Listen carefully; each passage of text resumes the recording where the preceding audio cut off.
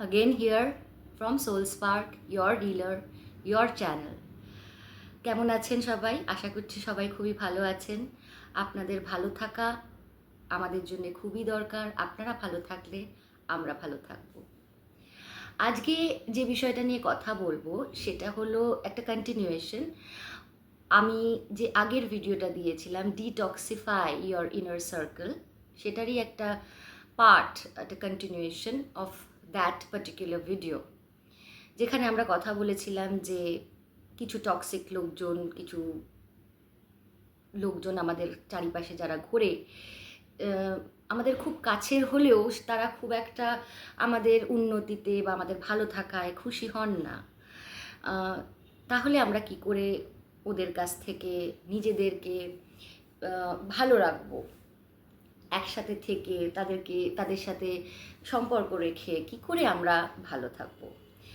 আমি আপনাদেরকে বলেছিলাম ব্রিদিং টেকনিক্স, মেন্টাল ডিট্যাচমেন্ট, একদম নিজে যেটা মনে করবেন সেটাই করবেন, সবার কথা শুনবেন, ভাববেন, কারুর কোনো কথার ইনফ্লুয়েন্স হয়ে নিজে কোনো ডিসিশন নেবেন না। নিজের মন যেটা বলছে, আপনার যেটা সুবিধে, যেটা আপনি করলে ভালো থাকবেন, সেইভাবেই এগোবেন।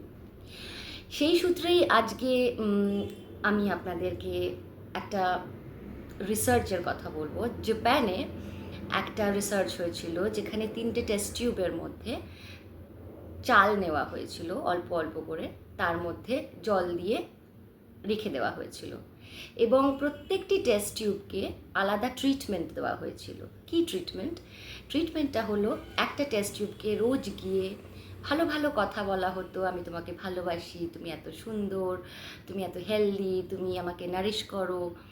আরেকটা টেস্ট টিউবকে যত রকমের বাজে কথা, তুমি ugly, I hate you, you are useless, এরকম ধরনের অ্যাবিউসিভ কথাবার্তা বলা হয়েছিল। আর থার্ড যে টেস্ট টিউবটা, তাকে পুরোপুরি ইগনোর করা হয়েছিল, তাকে কোনো অ্যাটেনশনই দেওয়া হচ্ছিল না। কিছুদিন পর গিয়ে দেখা গেল যে যে প্রথম টেস্ট টিউবটা, কে আমরা তারা ভালো ভালো কথা বলেছে, অ্যাপ্রিসিয়েটিভ কথা বলেছে, সেই টেস্ট টিউবের মধ্যে চালটা কিন্তু হেলদি ওয়েতে ফার্মেন্ট হয়েছে। দ্বিতীয়টা পুরো কালো হয়ে গেছে, যেটাকে পুরো অ্যাবিউসিভ কথাবার্তা বলা হয়েছে। আর তৃতীয়টাও কিন্তু গ্রেশ, আস্তে আস্তে সেটা নষ্ট হয়ে গেছে। তো আপনারা নিশ্চয়ই বুঝতে পারছেন, যখন ওইটুকু চালকে আর জলকে এই কথাগুলো বলে এরমভাবে ইনফ্লুয়েন্স করা যায়, তাহলে আমাদের ওপরে তার ইনফ্লুয়েন্সটা কতটা পড়ে, তাই না?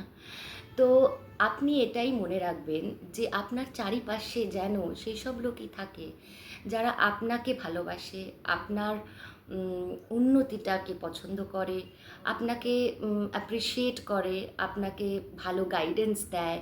হ্যাঁ, healthy criticism is always welcome, যে যদি কিছু আপনার ভুল হয় তারা যেন আপনার কাছে এসে সেটাকে বুঝিয়ে বলে, পার্সোনাল কনভারসেশন করে। এমন নয় কি আপনাকে হেনস্থা করছে বা আপনাকে হিউমিলিয়েট করছে, ডিসরেসপেক্ট করছে, আপনাকে নিচু দেখাচ্ছে। এই সব লোকজন থাকলে কিন্তু নিজের ভালো থাকাটা, নিজের এগিয়ে যাওয়াটা ভীষণ কঠিন হয়ে পড়ে, তাই তো? তো মনে রাখবেন যে আপনার চারিপাশের লোকজন আপনি কিভাবে চুজ করছেন। কিছু কিছু সময় আমাদের হাতে থাকে না, যেরকম আমি আগেও বলেছি। সেই সমস্ত লোকগুলোকে আমাদের মেন্টালি আউটার পেরিফেরিতে রাখতে হবে, ইনার পেরিফেরিতে নয়। ঠিক আছে?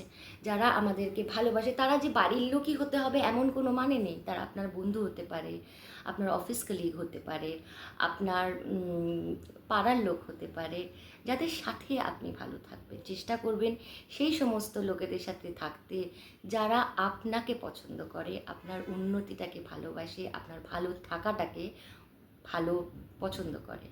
দেখবেন আপনি অনেক ভালো আছেন এবং আপনার নিজের যে ভ্যালিউ, আপনি যে আপনার মধ্যে যে কোয়ালিটিগুলো আছে, সেগুলো আপনি ইউটিলাইজ করে অনেক অনেক দূরে যেতে পারবেন।